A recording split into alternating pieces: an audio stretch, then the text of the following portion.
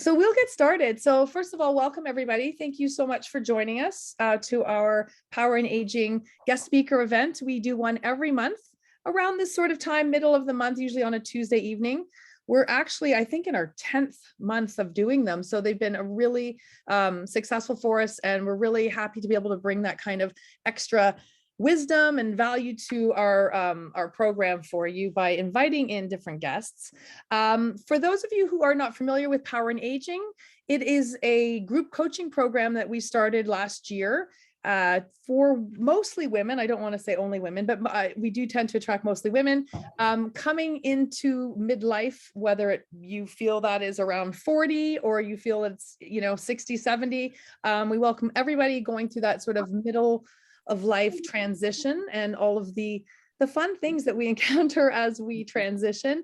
Our workshop that we were running last year dealt a lot with some of the grieving process that we go through, letting things go as we move into a new phase. Also limiting beliefs, things that are holding us back from actually achieving our best selves at any age.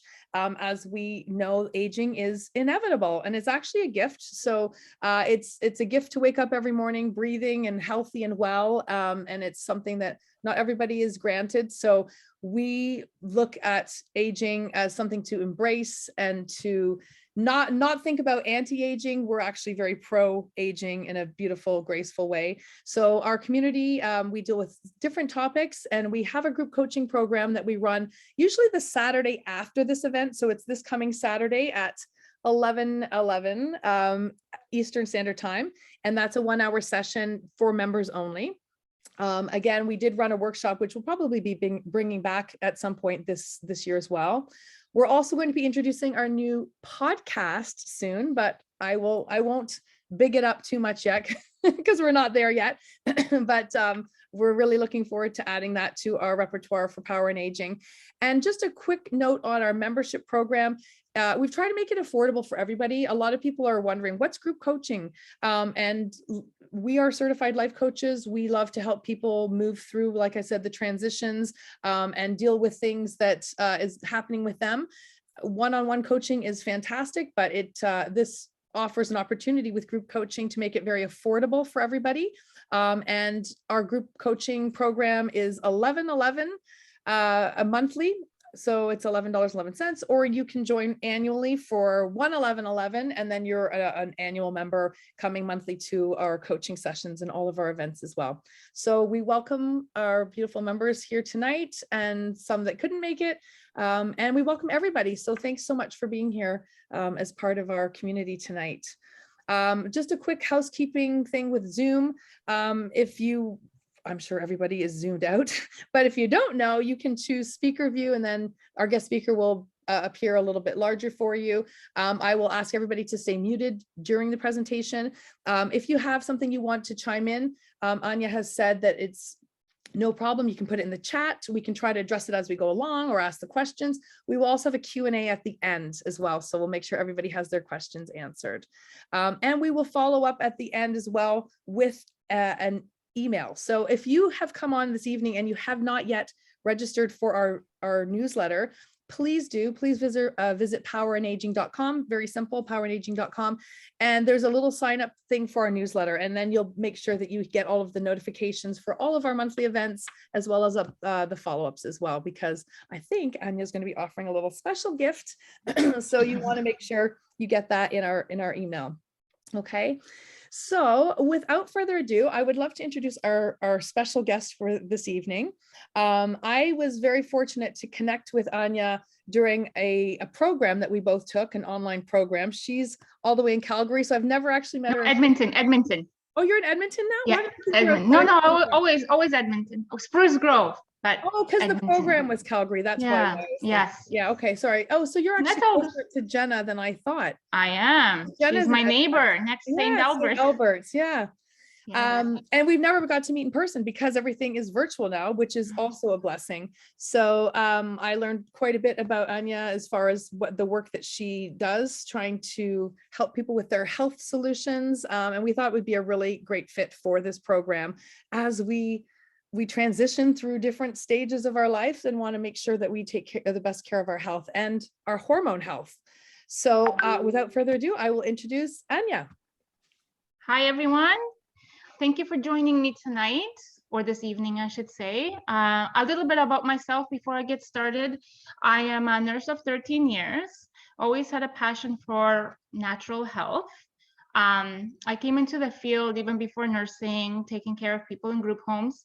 One in particular was a client of mine that had autism and was quite behavioral. I'm like, tried to research the heck out of it and tried to see what I can do to help them. I discovered that food has a very big impact on autism and behavior when it connects to the brain.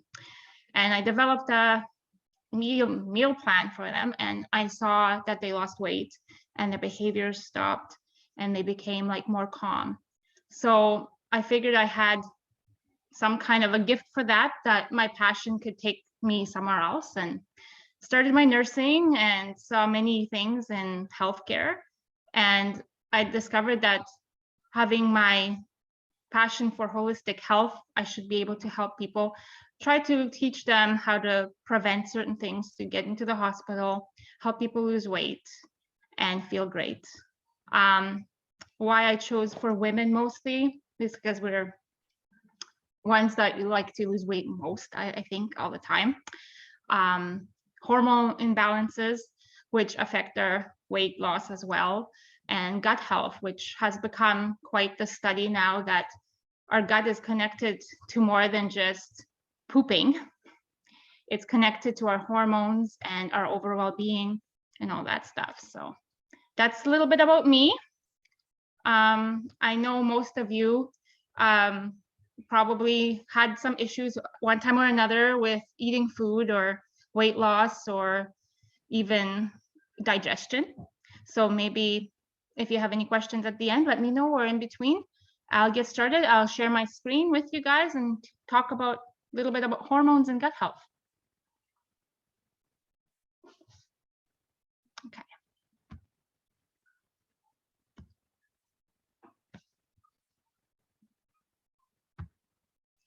All right. So hormones. One of the biggest keys of weight loss is hormones. Hormones is a key for well-being. It can also be a reason why weight gain can feel sluggish. Have you ever felt brain fog, lack of sleep, being moody, anything like that? That has all to do with hormones. So today I'm going to focus on cortisol, estrogen, progesterone, insulin, and thyroid hormones. These hormones are hormone changes are ignored most of the time until something really goes wrong. And most of the time we don't realize that something goes wrong until like we can't sleep for a long time, or we gain weight. Women between 40 and 45 usually is an indicator where your hormones become more sluggish. It's perimenopausal stages of a woman, which is something that women will go through. It doesn't have to be a horrible thing, but it does come. So if we don't address certain issues that impede our health, we can have heart disease, diabetes, and metabolic syndrome. So this can cause a lot of more issues in the end. So what we need to do is we need to make changes in our life to make it better. And small changes make a big difference. You don't have to, most people think, oh my gosh, I'm gained weight, now I have to go on this program and go all in. Well, sometimes that doesn't happen, and your changes don't happen because you're going way too fast, and then you give up because you either don't see the changes that you want to see, or it's just too much to take on at once. I believe in having habits that change your life by going slower. What I do with my clients is I give them a sheet and I tell them, 1 week, you tell me what you're eating, how you're feeling after you eat. Anything that goes in your mouth goes on a piece of paper. I want it write it down, and how it makes you feel. I focus on having to see what the person's food sensitivities are, how they tolerate the food, and I make custom plans for them. Whether it is hormone changes, I give them a questionnaire and see where the hormones are not in balance and go from there.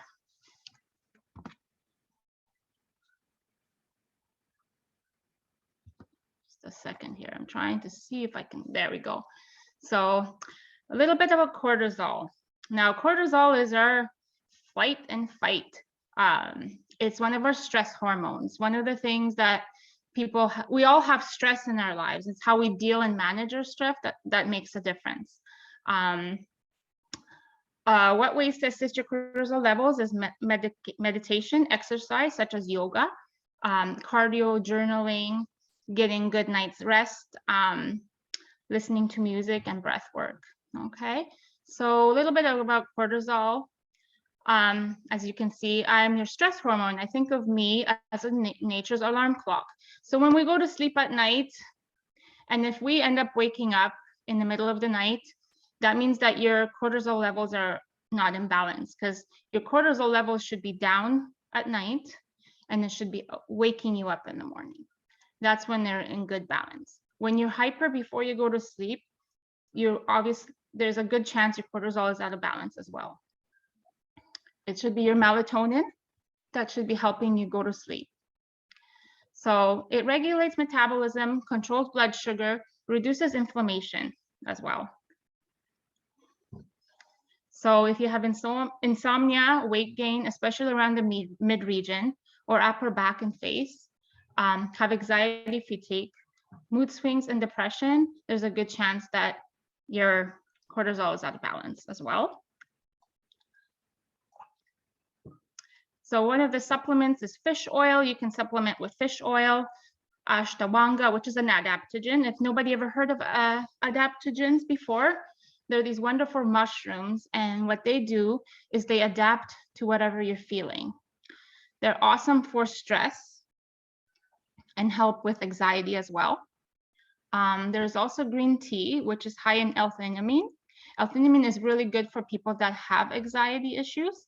It's a natural product that helps with, if you're anxious, it kind of helps lower your anxiety down as well. Foods that will help are salmon, avocado, almonds, and dark chocolate. So your anti-inflammatory foods, they're delicious, they're good fats, so they will not make you fat, they just help with regulating your hormones as well. Okay, our next one is the estrogen. Now there's different types of estrogen, and we need estrogen for our body to work properly. Estrogen's role in women and what it affects. It could excess amount is called estrogen dominance. And we can see that sometimes with people who have PCOS. Estrogen is a key role besides developing secondary sexual characteristics. It's for health, heart health, bone health, menstrual cycle, mood, brain, and a few other things. When it's out of balance, you'll see mood swings, weight gain, fog, brain fog, skin issues will pop up, belly fat, just to name a few. It's important for us that we know if our estrogen levels are out of whack, especially when menopause or perimenopause comes, because that's when your estrogen levels deplete quite a bit. It's important for women's health and plays a key role in women's health. Symptoms you may experience is, sorry, I was reading the wrong thing here. I prepared this so that I can show everyone. So some of the food supplements that we want to focus on is your broccoli, green leafy vegetables, anti-inflammatory foods such as garlic, ginger, berries, and flax seeds. Turmeric, which is a very good anti-inflammatory herb. Vitamins such as vitamin Bs, minerals, and magnesium and zinc are really good as well. Just the supplements that you would take normally in your multivitamins. The liver also plays a vital role in estrogen metabolism by reducing starchy carbs that you're eating can make a difference, big difference, including dark greens such as arugula or spinach. Arugula is actually a detoxifier for your liver, so it helps get rid of the estrogen. Flaxseed is good as well. So if you have estrogen dominance, it's something good to have, because the way we detoxify certain things is you either pee it out, poop it out, or sweat it out. So having flaxseed is quite good to eliminate extra estrogen from your body.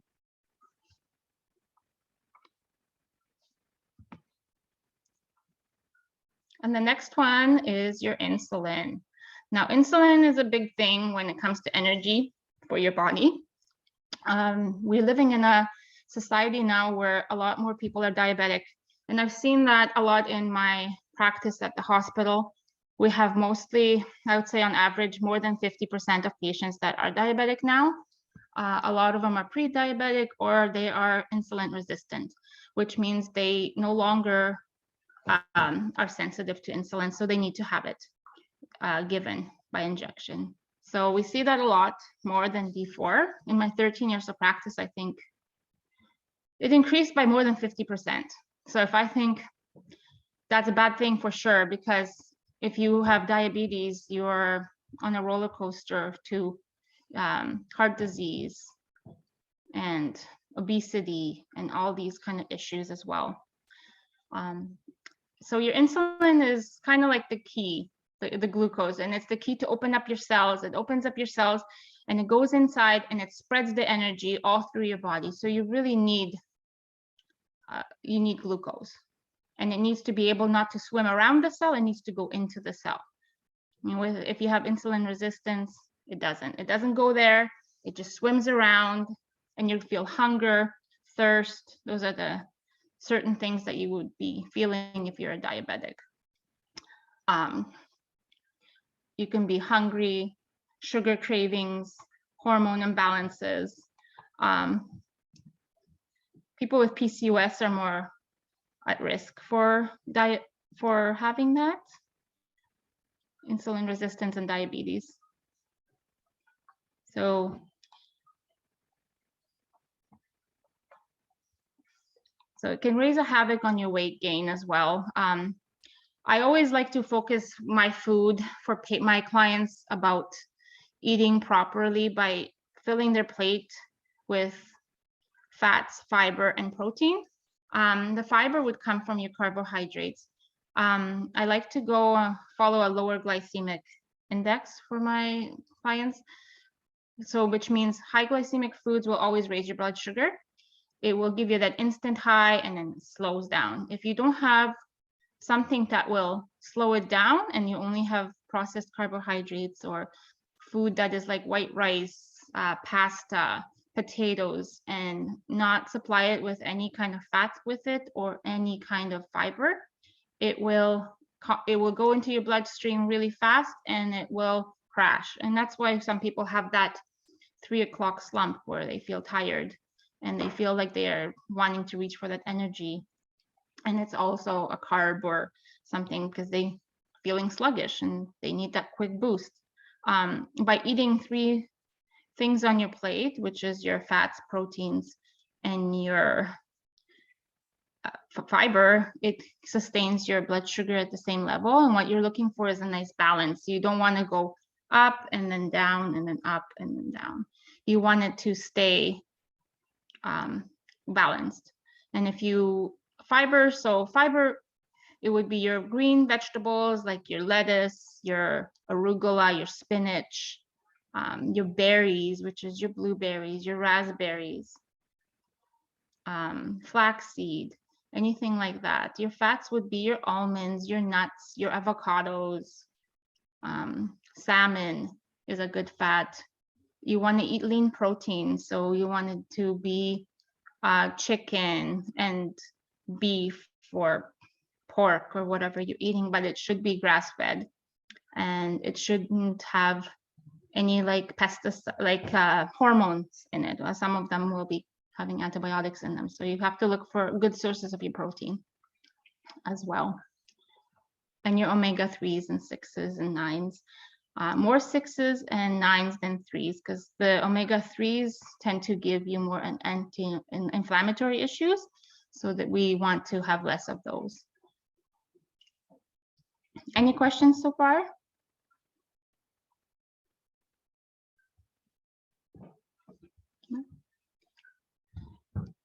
I was just going to go back and jump into the estrogen thing. Just I forgot to mention something. I won't go back to the screen, but I just wanted to talk about a little more about the estrogen. I'm not sure if anyone ever heard of obesogens before and what they do. So obesogens or exoestrogens are chemicals that mimic estrogen. They bind to the estrogen receptor sites and they kind of pretend they're estrogen, like natural estrogen that we produce. Now, these things are bad for us and more discovered and where they are everywhere in our environment. I'm not sure if anybody remembers that the BPA was like in bottles. It'll say BPA free and all that stuff. Well, they decided to get rid of BPA in bottles and certain plastics because that's that obesogen. Now, they are still around. They're in our receipts. For example, when you go to the grocery store, they're also in our obesogens are also in our, it could be in our makeup, our skincare, it could be in our cleaners, it could be in our detergents that we use for washing our clothes, it could be in our food that we eat, so pesticides that it's been sprayed with. So those are the things that nowadays have caused people to gain weight.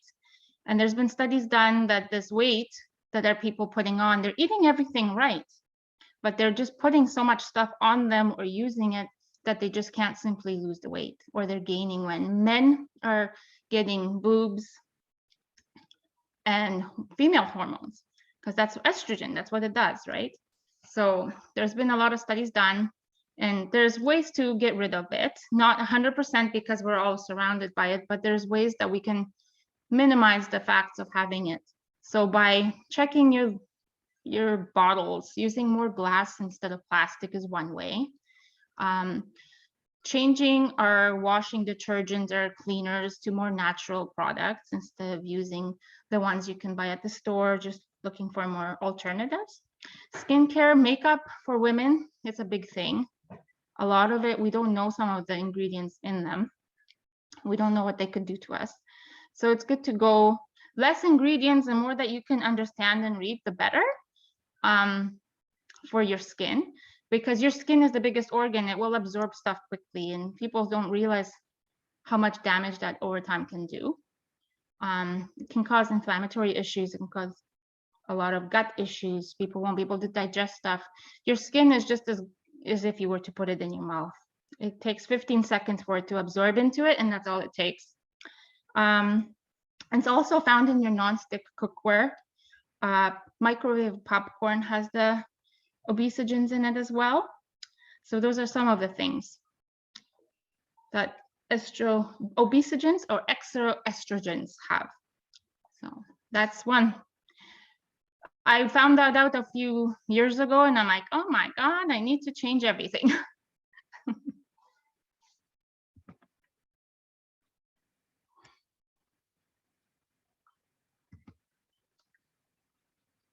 So another hormone that can impede our health is our thyroid hormone.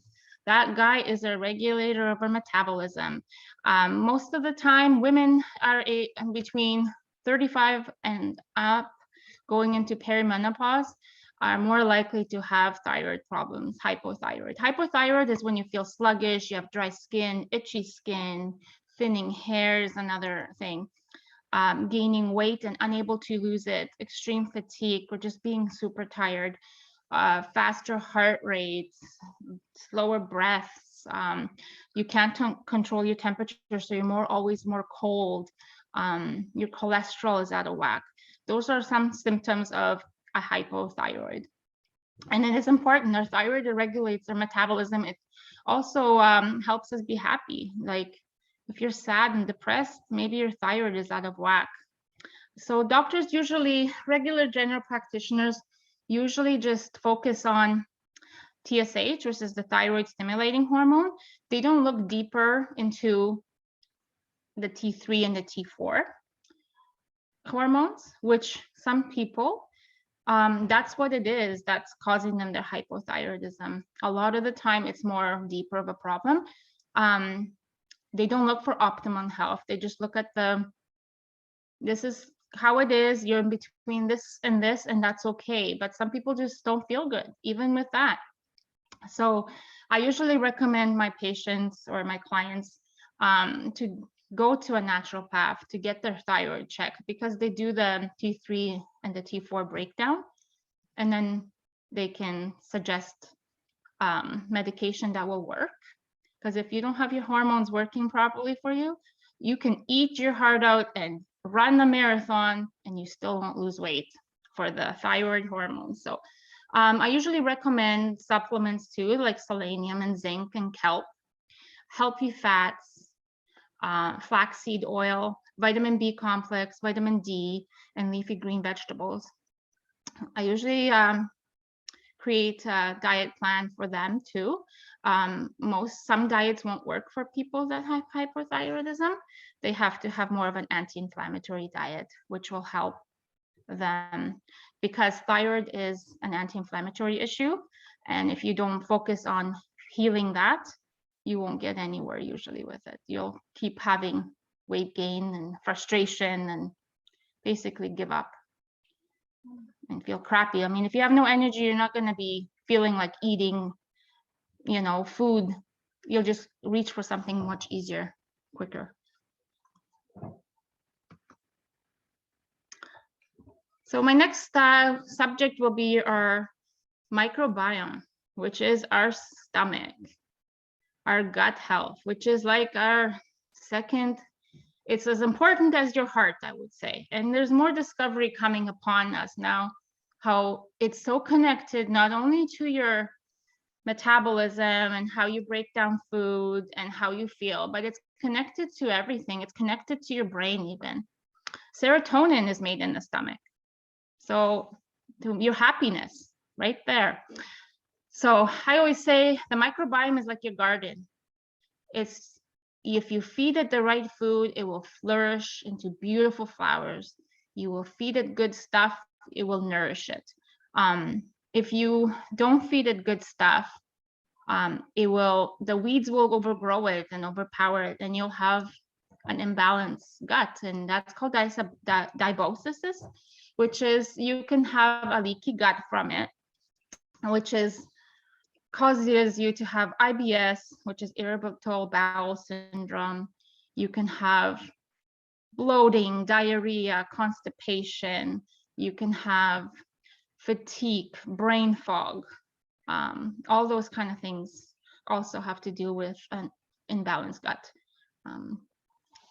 So there's two types. There could be a bacteria overgrowth, and there can also be a fungus overgrowth. And usually when the doctors try to see, when you go in and say you have some issues with your gut and shit's not going the way you want, you have constipation or diarrhea and extreme bloating where you're burping, you feel bloated after you look like you're 9 months pregnant after having a meal and you're not eating a lot. When you go see a doctor, they will look at they go through a gastroscopy and an endoscopy, which they either look through down to your guts or from the bottom up. But there's a link that's missing in between, and now there's studies done that usually that's just the small intestine bacterial overgrowth where it happens, and they can't see it in between. So sometimes it's not detected properly as well. So people will have been put on medication, like your medication such as PPIs, which is your proton inhibitors, which is like if you have GERD or anything. Okay, so causes of microbiome. So if you have any medication that's PPI, so proton pump inhibitors, which are for like your acid reflux or your heartburn and stuff like that, some people will be put on that. And what happens with that medication is that it actually impedes your calcium and vitamin absorption, which vitamin B12, for example, is your energy vitamin, and you need it for acid and stuff like that. We lose our stomach acid as women when we get into perimenopausal stages as well. So vitamin B is important, and so is having the stomach acid, which helps. Most people think, oh, I have heartburn, I can't have acidic stuff. Well, no, it has nothing. You're lacking the acid. That's why you're feeling this way. Medications that cause constipation or diarrhea can cause microbiome like overgrowth. Non-vaginal birth has been shown that if you have a baby, and not that it's thing, but they just showed studies that babies that were born via C-section, they don't get the microbiome from their mom when they're born. So there's a chance that their gut might be imbalanced as well. Processed food and alcohol can cause you to have dysbiosis as well. So ways what we can do to help us. So these are some of the bad breath, bloating, stomach ache, weight gain, nausea, constipation. Those are some of the symptoms that you might have if you are having some gut issues. Ways to fix it. Some of the ways to fix it is to eat prebiotic foods and probiotic foods, which is fermented food, which is really good. We need that good bacteria.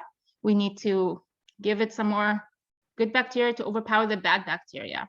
Kombucha, kefir, yogurt, anything that has fermented stuff, as well as fiber, because fiber as well gets rid of all that poop out of you. And poop is important. The way we poop, very important. I know it's a gross subject, but we as nurses, we always check people's poop.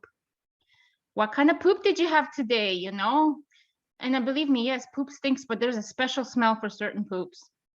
And some of them are very bad.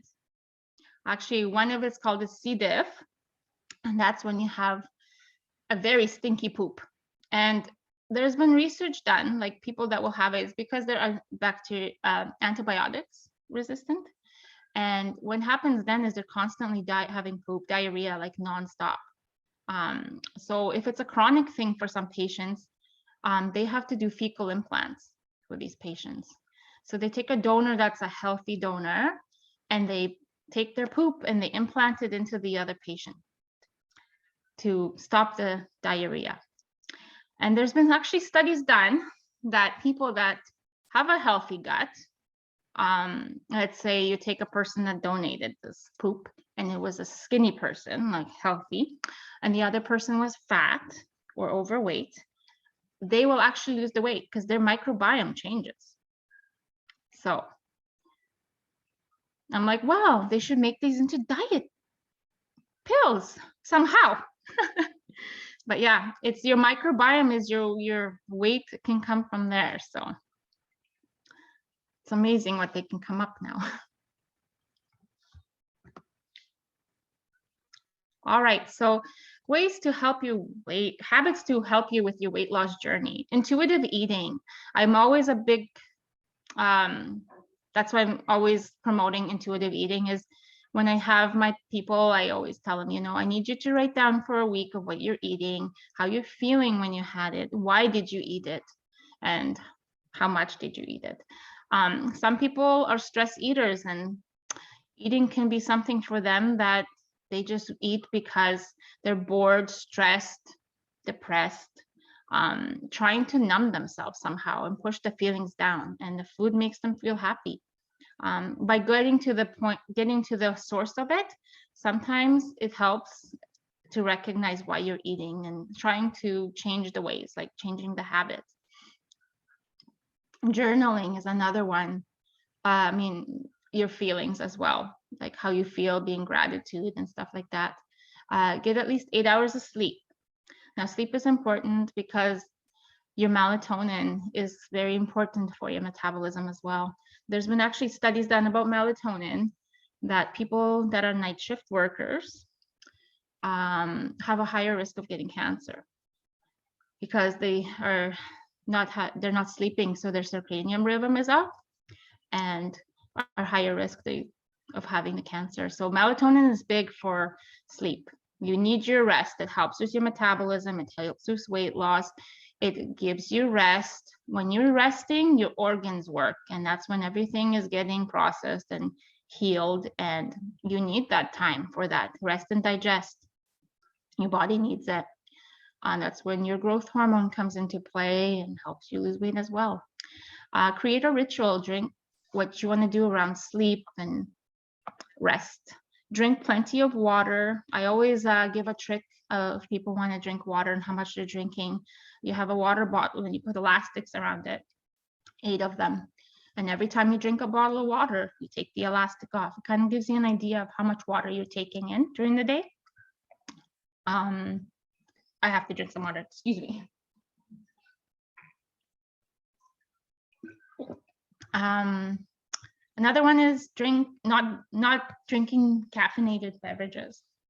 They're more a diuretic and they stimulate your cortisol. Eat the rainbow. Eating food, excuse me, not used to talking so much at once. Eating a rainbow is always a good thing. How many colors can you eat in a day? Give yourself a challenge. Variety is key. You don't get bored. Not everybody likes to eat the same thing. Eat the greenest greens you can and the reddest reds. They're all good. They're anti-inflammatory foods. They're antioxidants. They will help with your digestion and you'll feel better. Exercise and do things that help that helps manage your stress levels. We'll all have stress and that's not avoidable because there'll always be stress in our life. It's how we manage and how we approach stress that changes things. Yoga and breath work helps a lot. I was part of some yoga breath techniques with my friends that run it, and it's amazing how relaxed you can feel from that. Walk in nature. There's been studies done too that if you walk in nature, you disconnect from the world and just absorb what you see around you. Reading is a good way too. Kind of takes your mind off of things. Eat food, fat burning food. So there is eat fat burning food. I'll give you an example of some. So if you were to eat rice versus like white rice and just that versus chicken breast, your body takes faster to metabolize the rice. It takes much longer for it to metabolize the chicken. So it takes more energy for your body, more calories to process that chicken. So it's a fat burning food. It takes longer for it to digest, which takes more energy for your body to use that. So eating fat burning foods in the long run, it will help you. Lean proteins, healthy fats like avocado, eggs, and fish and salmon, anti-inflammatory foods, and also fat burning foods.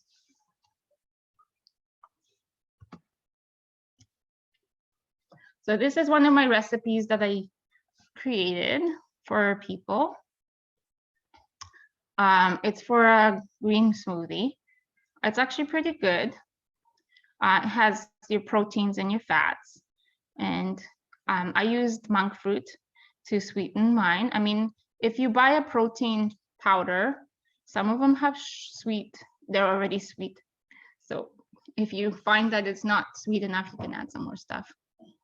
You can use any spinach or moringa or any kind of, I use moringa because moringa is an antioxidant and it's a superfood. It has vitamin C in it and it's antioxidant. I mean, you don't have to use any of those things, but it boosts your smoothie a little bit.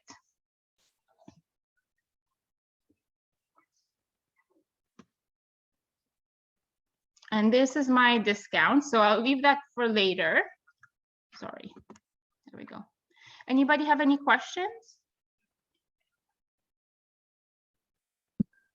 I think Barb has a question. I Sure. do. Thank you, Anna. I'd like to go back to the beginning of your presentation when we were talking about cortisol. Okay. And you were talking about like how fish oil and then mushrooms. And I was interested to, if you could just talk more about mushrooms, of what your Okay. findings are. So we'll go back to that section here. So I think you were talking about the adaptogens that are your mushrooms. Adapt, what was that again? Yeah, so adaptogens, they adapt to, there's ashwagandha. It's hard to pronounce that one, but it's a mushroom that you can buy it in supplements, in oral, like a pill form. They come in capsules because they dehydrate the mushroom and then they put it in the capsule.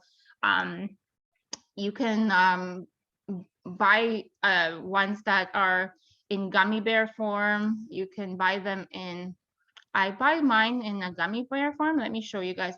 I'll just bring it. And then I have one in a hot chocolate form. I'll show you guys that one too. Just one sec. Ooh, I heard the word chocolate. Do show us. Ooh. Got my attention. I think it's very, very dark chocolate. I know, I love dark chocolate. Actually. Yeah, I was quite July. interested in that as well, Barb. That was on my list of Right. questions. So the one that I have is, if everybody can see here, Super mushroom. super mushroom. So this one has more than just the one. There's a few of them that actually can help. The adaptogens, there's a few. Some of the mushrooms, actually, there's like lion's mane, and they help with immunity as well. Immunity and brain. They help with brain function, so your clarity, you think more, you're more sharper. I'm just gonna turn on my lights here. A turkey tail. Turkey's tail, yeah, and lion's mane.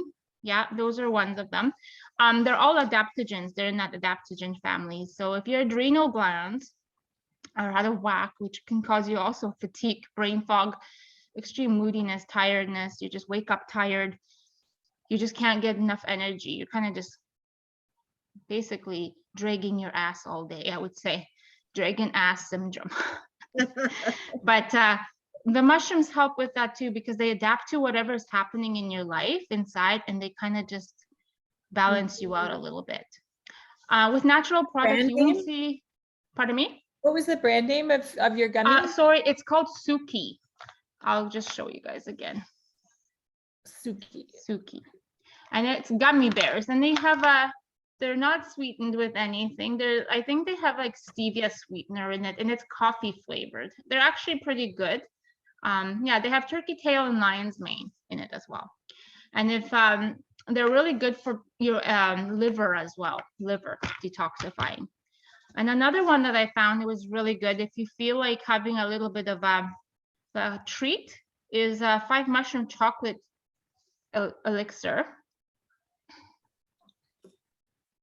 And this one is awesome. It has dark chocolate cocoa in it, and I think it's sweetened with only cane sugar. Not a lot of carbs. I usually like watching my carbs over anything else. Because I'd like to have good quality carbs versus the bad stuff.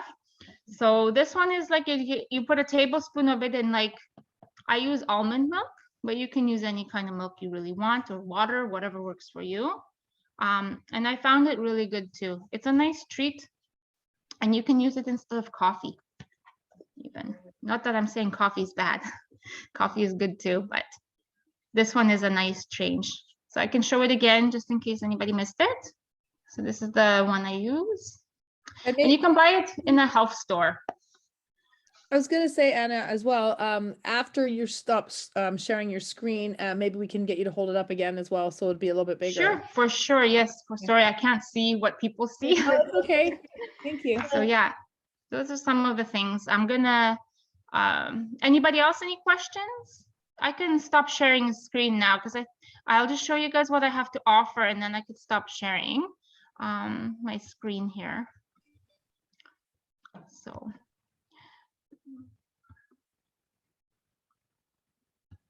I usually go more in detail with my clients when I have them with me.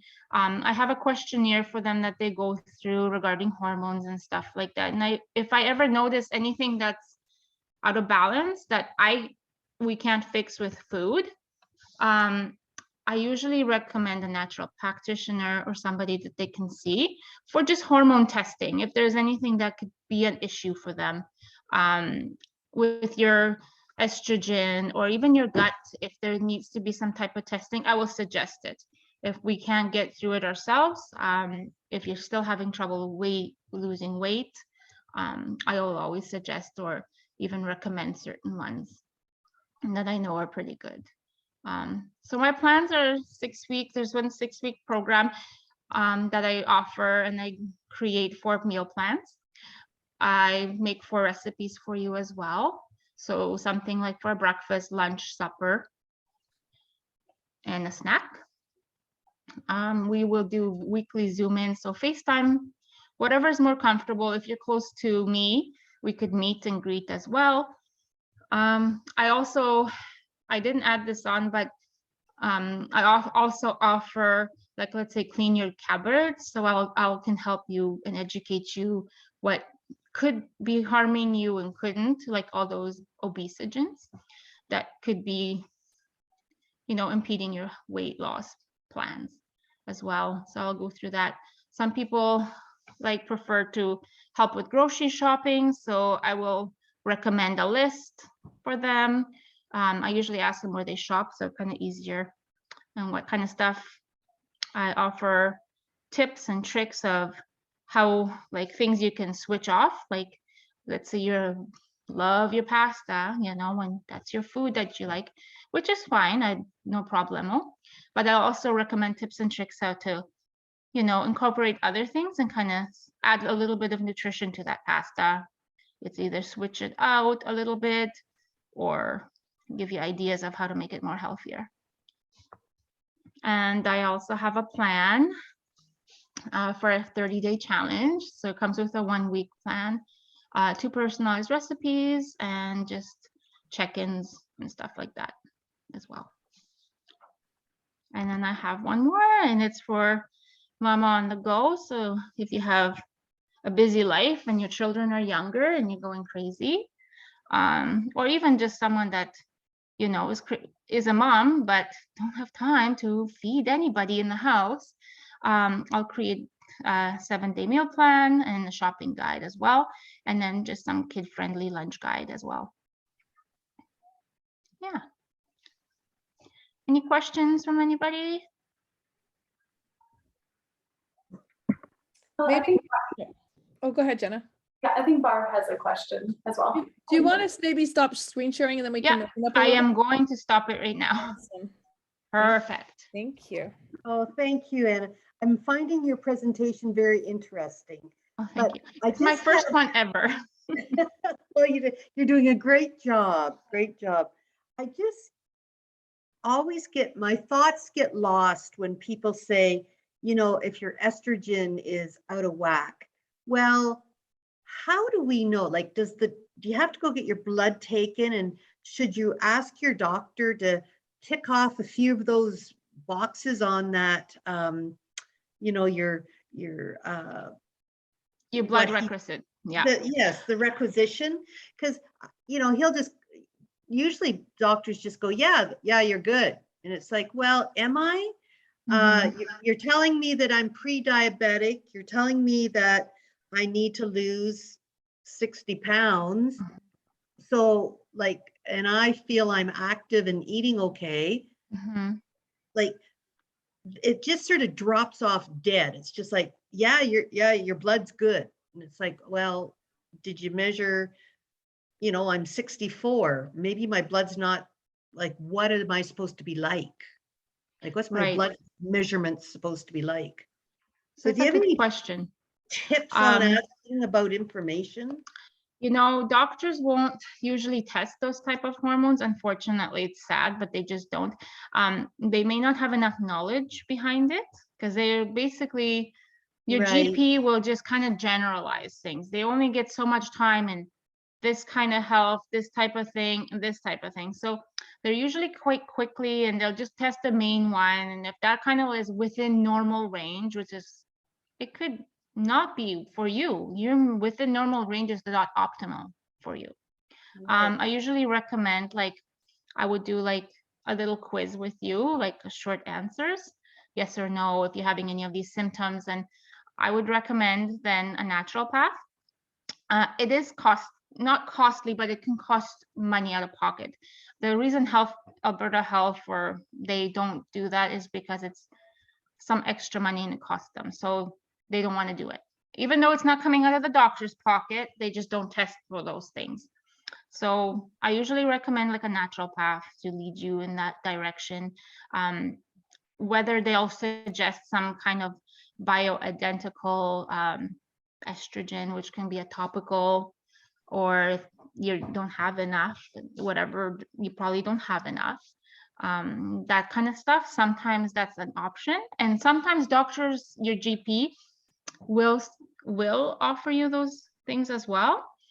And what happens when they do offer you, let's say, a bioidentical estrogen or a hormone, they're usually kind of like one fits all kind of deal. So what they will do is, okay, it comes in this much, this is how much you put on, and it's like a cream, for example, and then you would put it on your body. And not everybody responds well to that type of estrogen. Some people need a little more, some people need a little less, and they just don't know. That's why I recommend going to a naturopath in that direction. I think some places offer it for like $200 or something like that. It's not like thousands upon thousands of dollars, but it's in 100 plus range. And they will test those things for you. It's a blood test or a serum test, and they will tell you, okay, you're kind of out of whack here. Let's work together. This is what we can do for you. This is, I usually suggest for my patients, clients, an anti-inflammatory diet and more of a lower carb diet for people that are, just because it just works better for people. Your hormones need some fat, and low fat diets usually don't work for that type of thing. Right. So, yeah. And that makes sense. You know, if you all our body is made out of, it needs fat to grow, help hormones and cells and everything. So we can't stay away from all the fat, because fat don't make you fat. It doesn't. It's just what we're combining the food with and the source of fat we're using to eat. So never be afraid to eat an avocado, I say, because they're delicious. No. Yeah. I just got 3 today. Yeah, they're delicious, and they keep you full longer. And you know, once you, like, if you eat like that, like focus on that type of thing, you won't crave that sugar. You won't. I promise that you won't crave that sugar, unless there's something wrong with like your thyroid or something where it's totally out of whack, or your gut health is completely out of whack. Your bacteria will be like, I'm craving sugar, give me sugar. And your brain will tell you, I need sugar now. It's like an addiction. It will happen. And it's not your fault. It's your gut. It's out of balance. It needs to be fixed. And once it's fixed, you won't be asking for sugar, because your body won't ask for it. It won't need it. It's those bacteria that are overpowering the good ones that are saying, too bad for you, buddy. I'm in control now. I'm going to make you eat this shit, you know? It's just how it is. And that's Anya, the sorry. goal. I was going to say there was a question in the chat box. I'm sorry, I didn't see it. That's okay. So I was going to read it to you. It's from Karina. So I think she was following up with Barb's question. Yes. How do you know if you are estrogen dominant? And do you investigate or have a tool to diagnose? I do have my questionnaire as well.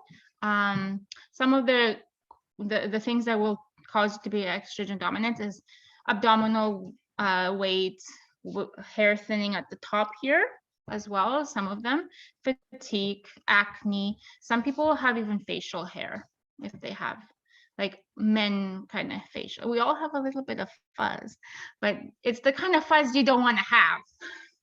So those are some of the things that you would recognize in estrogen dominance, is those things will come in place. Some people will even have like a more back fat on their body. Yeah, some of that will happen as well. Your cortisol levels will be out of balance as well. And you might also have some pre-diabetic issues as well, like metabolic syndromes in place. So your blood sugars might be a little getting out of whack too. Yeah. Okay, thank you. And she did also respond, by the way, you're doing a great job. Thanks. That was My great. first one, but you know. Awesome. Are there any other questions right now? Anybody have something that's come up? Barb? Oh, yes. Thank you again. So I'm postmenopausal. Should I, like, what is happening in my body? Are my hormones existing at a Oh. lower level, or what's happening right now in me as an In aging you? woman? As an aging woman, in general, your progesterone is higher and your estrogens, lower. So you still have your hormones. They're just not as they used to be, right? So you'll always have them. It's just that they're Oh. not working at their optimum as they would be normally.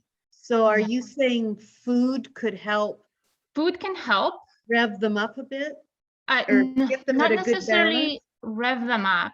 There are some foods that sometimes will help with estrogen, but not necessarily with weight loss. Some of the foods, some people eat soy because soy is like it kind of like mimics estrogen as well. So some people will add soy into their food and stuff like that, which helps. The best thing, like some people, anti-inflammatory food is really good for people, like ketogenic diets and stuff like that, and certain diets that don't have a lot of processed like carbohydrates that are bad for you, right? Right. So it would be foods that are lower on the carbohydrates and more on lean fats and lean proteins and good fats. Yeah. If you don't feel well, like I said, and you're still nothing is helping, like I would say that would be the best thing is to talk to a naturopath about that, because that's what I would send them to. And that sometimes helps, just getting your hormones in check, just to see how much out of balance you really are. Right. And then I would go forward with that, with a diet that would help.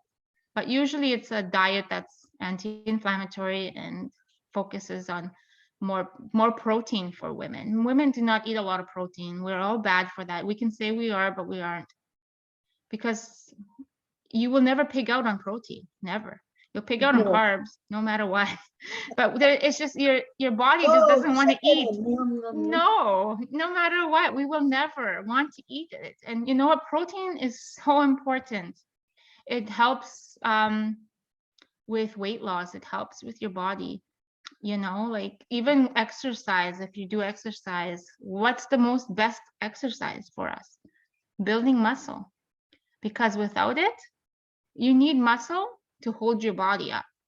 And you need muscle to help you burn fat. You need those things. And the more muscle you have, the more fat you will burn and more calories you'll burn, and you will see a difference for sure. Most people stay away from, you should have protein in every meal that you're eating, every single one. So one thing I would suggest is maybe checking in and seeing how much protein are we eating. A woman should be eating between 21 to 25 grams of protein in every meal. And that's your meals, like your breakfast, your lunch, and your supper. Your snack should be half of that, half of those grams. And you should be always having that. That's a good balance. You need that balance. I have a question. Sure. So I just very recently was told that I'm a vegetarian, and I don't think I've ever consumed enough protein. Sorry. Okay. My dog will start barking. I don't think I've ever consumed. My dog had to say hi to your dog. I don't know how loud it is. It's very loud here. Anyway, that's okay. So I don't think I've ever consumed enough protein in my lifetime. And so I'm sort of tracking it now on one of those like food tracking apps. But because I'm a vegetarian, I also used to do intermittent fasting all the time. Right. And I realized there's no way, so I was told I should be eating 80 grams of protein a day. There's no way if you're intermittent fasting that you can consume 80 grams of protein in one sitting if you're a vegetarian, especially. A vegetarian. Anyway, my point was going to be, so I get most of my protein from tofu, which I don't even really love that much. But do you think that you can overdo it with protein? Sorry, with No. tofu? You know what? I wouldn't suggest eating only tofu. I mean, tofu is it's like a estrogen mimicking thing. So I would suggest variety. Like, have you ever heard of brewer's yeast? Like Yeah. that, what is, not brewer's yeast, I'm trying to think of it. Nutritional. Yes, Nutritional that's yeast. the one. That's the yeast I'm talking about. That actually has quite a bit of protein in itself. Okay. That's a good option for a person that is vegetarian. Actually, you can add it to anything. I think it has like 8 grams of protein per like 2 or 3 tablespoons. I don't even know, something like it. It's quite a high amount of protein in it. You'd be amazed how much protein can be. You'd be surprised how fast it can adapt sometimes too. Hemp seed has protein. Chia seed has protein as well.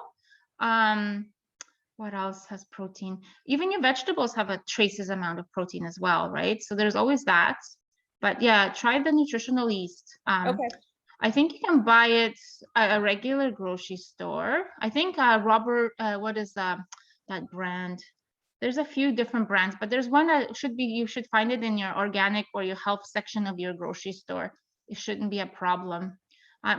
I've never personally tasted it, but I've heard people say it has like a nutty, cheesy flavor to it. Yeah, I've So had you it. can- I've had it before. It's kind of yummy. I've used it instead of like a Parmesan or something. Mhm. You can use that. I just didn't realize Yes. it's high in protein. Okay. Yeah, and it's good, and it actually has a lot of like minerals and vitamins in it too. So it will give you that too as well. Yeah, Great. it Thank you. helps. Yeah, no problem. And yeah, we had a couple questions in the chat. I'm just going to go in the order. Sure. Kim has had, she had a beautiful baby girl 4 months ago. And she, during her pregnancy, was diagnosed with gestational diabetes. She says, I had my A1C rechecked last month, and it said that I'm at risk for diabetes. Are there any? What was her number, if she doesn't mind sharing? Okay, if you could write that, I don't know if she's with the baby right now, but if Kim, if you can hear me, if you can write your number. She's asking if there are any foods that that I should be eating to help with this. Yeah, lower glycemic foods is the best way to do it. So that food that isn't high in carbohydrates and more in fiber would be helping, and I guarantee her A1C will go down for sure. More protein, lean meats, and fats, and more vegetables should come from your greens. Your darker the better. It has lower amount. Your sweet vegetables would be your carrots and your beets and stuff, which are also good, but they're higher in the carbohydrates. So less of those, more of the other stuff would be my suggestion. And I almost certain, unless there's other things going on that are impeding it, her A1C will go down. I think they tested every 3 months, but She says she can't remember the number offhand. that's okay. That's okay. If she's actually, she must be 5 and under or 6. It's fine. Kim's sister is actually my naturopath. So if you're in the London area, yeah, so There you go. she'll be in good hands there. Yeah. Another question from Linda. Basically, if women are supposed to have 20 to 25 grams of protein per meal, Mhm. how much is recommended for men? I can't remember offhand, but it's about probably close to 30. And it all depends on what you're doing too. Like if they're more physically active and doing a lot of stuff, then obviously it will be more, right? Like you need to eat, if you're working out and your muscles are growing, you will probably need more protein, just because you'll need to help regrow that muscle, because you're tearing it up and then you're regrowing it. So for sure that will be the case. You'll have to eat more protein. So it all depends. If you just average 3 times a week at workout, it's like, I think it's like around 30 grams of protein in each meal, and half of that for a snack. So your snacks would be like 2 snacks if you're having a snack. Okay, thank you. I had a question actually. Sure. A lot of when you were talking about hormonal, like sort of symptoms of, an imbalance, and then you were talking about gut, a lot of the symptoms were kind of similar, right? Like sluggishness, fatigue, that kind of thing. So how do we know which one it is? Is that through blood work as well? You can. I always say, let's start with one. And if you start feeling better, it's obviously that one. And if you don't feel like it's good still, then you it's kind of like troubleshooting. A lot of things will overlap each other and you never know which one is which. But I find that if you focus on one, let's say the gut health, and it's the gut health that's the issue, then if that helps and gets fixed, then it's not the other stuff. So I usually kind of go step by step. Yeah. And sometimes it's food sensitivities too, right? Let me just turn on the light because it's getting really dark in here and I feel like I'm only me. Just one sec. And if anyone else has questions as well, if you want to, you can write them in the chat, I'll read them, or you're welcome to unmute yourself. That's much better. Yeah, we can see you. Yeah, food sensitivities can make you bloated too. Like people, I find that, IBS is such a broad spectrum kind of a diagnosis that they get. It's like, hey, you have IBS, kind of deal with it. Well, why do I have IBS? Is it because you're gluten intolerant? Do you have Crohn's issues? It kind of goes deeper than that as well. So a lot of the doctors will not really investigate further. They just kind of give you a label and tell you to go on living, and well, I always say process of elimination. Are these foods causing you to have these issues? Are you bloated because you had this? Are you feeling full all the time? Those things. And if you eliminate certain things and still kind of feel like crap, then you kind of have to investigate further and say, maybe there's a deeper issue, heal the gut first, and hormones too will kind of adjust because your digestive system will be better as well. So you'll be processing your food better. You'll be absorbing your nutrients better. Because if your gut is out of whack, you can take all the vitamins you want. The absorption won't be there. It just will kind of drown in between it. So you need to be able to heal that section so the absorption is there. How do you know if you're not absorbing nutrients? Well, you look at your poop and stuff too, right? So is your poop regular? Are you pooping every day? Are you pooping? What kind of poop are you pooping? I know it sounds gross to people, but are you having like diarrhea? Are you having constipation? Are you sitting on the toilet longer than you should be? Are you straining? You shouldn't have any of those issues, Is there floaters, fat floating around your poop? Those are all things that could be considered like liver is not detoxifying your stuff properly. So you'll have like fat floating around and stuff like that in your poop, stuff like that. And what about urination as well? Is it like, if you're not absorbing the vitamins, is your pee really yellow? With the vitamins, your body will only absorb a certain amount. It doesn't matter, like your vitamin Bs, usually you'll pee yellow, quite a bit of yellow, right? And that's normal because your body will take what it needs and the rest will just get excreted through your urine. Yeah, that's normal. It will happen. There's some vitamins that are better than others. Just the absorption is better, certain supplements, right? So you just have to see which ones are better. And I usually talk to them what they're on, and then I'll recommend certain ones that are better for absorption and stuff like that. Because a lot of them are not regulated, our vitamins, and they don't have to tell you. Let's say vitamin D, for example, 1,000 units per drop, okay? And it doesn't mean that there is actually 1,000 units. Some of them are not regulated.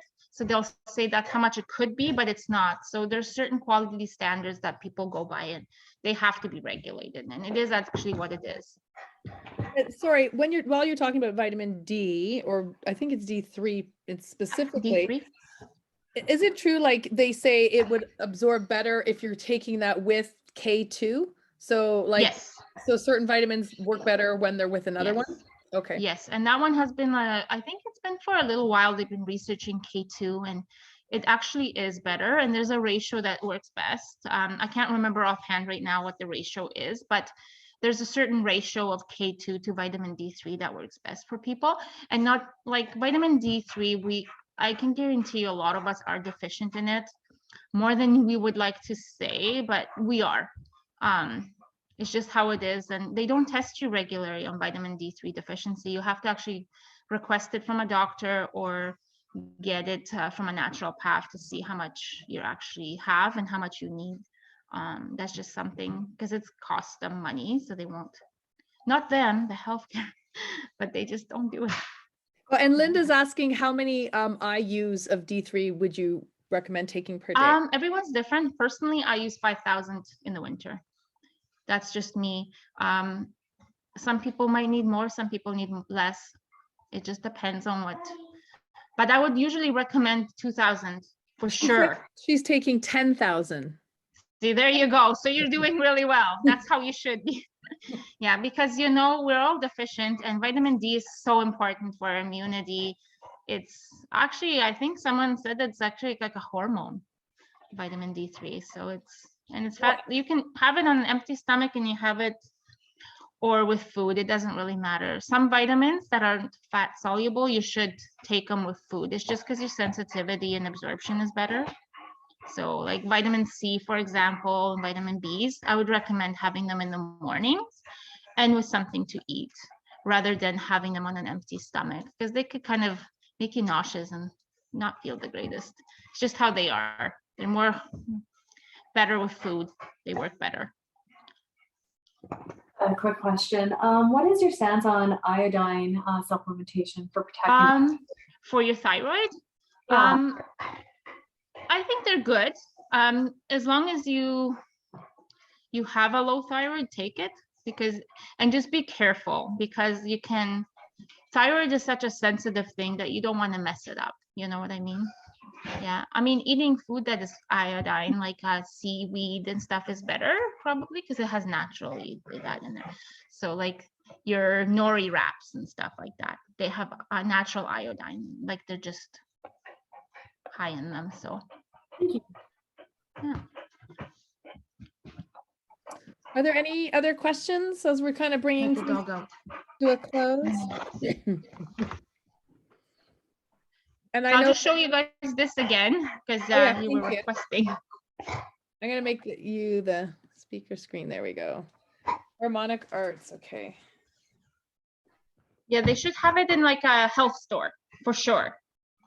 I'm not sure about Superstore or any kind of like grocery store in general, but the health store should carry it. The price can be a little bit high. They're about $20, $26. But it's worth it. It's worth it. I find that it's worth it. And then you have this one here, and it's by Suki. There's other ones as well that are really good brands as well. As long as like, if you want to have a mixture, just make sure it has lion's tail, turkey mane, sorry, all the 3 mushrooms in it. My dogs are going crazy because it's supper time for them. Turkey tail and lion's mane, sorry. Yeah, those are really good. And daily, I would recommend taking them daily for sure. It's stressful that we are right now. We're all stressed out about all this that's happening in, around us. It's good to have something that will help with our adrenal glands, because adrenals take a lot of beatings from us, and we don't see how bad they take it until it's too late, and then we're more tired than we should be, and no matter how much sleep we get and stuff like that. So yeah, my dogs are just at me right now. Please let me feed me. Just give them some of those supplements, I know. You just be quiet over here. She is on a CBD oil, my old gal, for her pain and inflammation, and she's got hip issues already. So it's if I find it helps a lot for her for the pain and stuff. So yeah. we can let your poor dogs eat and wrap up the evening. And And my good people dogs. so just a couple of reminders. First of all, a huge thank you, Anya. I think everybody, I've got tons of notes, tons of tips. Thank you so much for all the valuable information. And your presentation was amazing. Thank you. Thank you. Sorry, it was my first time. Next time it will be even better. We'll have to get you back in a few months then. And I know that you you've given us your contact information as well Yes. as the special offer. If anybody's looking for private health coaching, especially with hormonal and, gut health, Anya is your lady and she can work specifically with you. She's offering a promotion for our Power and Aging group here tonight. So we will follow up again with an email for all of you who have come. So thank you. Please, if you aren't already registered again with Power and Aging on our website, powerandaging.com, please do make sure you sign up for the newsletters. That way you'll get the Zoom links, you'll get the follow-up emails with all of the contacts and things like that. So we will be sending that out. Helena does it. So it's usually tonight. If not, it's tomorrow. So keep your eye out for that as well. And just a reminder for those who are our members, thank you again for being a part of our membership. If you'd like to join, again, we would love for you to come out. Our group coaching session is this Saturday at 11:11 a.m. Eastern time. So it's kind of early on the West Coast, but it's worth it to get up and get your day started. If you would love to join us, you're welcome to come and sit in on a session, see how it runs. And then if you're interested, our 11:11 membership is monthly, and we would love to welcome you into our community. We will be having another guest speaker event next month, so keep your eyes out for that on our social media as well as our emails. And behalf of myself and Jenna from Power and Aging, thank you so much for joining us. And thanks for all the new faces that we see here tonight too. We'll hope to see you again soon. Everyone. Thank you everyone for coming. Thank you. Bye, Barb. We'll see you Saturday, hopefully. Lori, you too. Lisa, see you guys Saturday. Bye, Ann. Them both, Mama. Bye. Talk to you soon, Ann. Bye.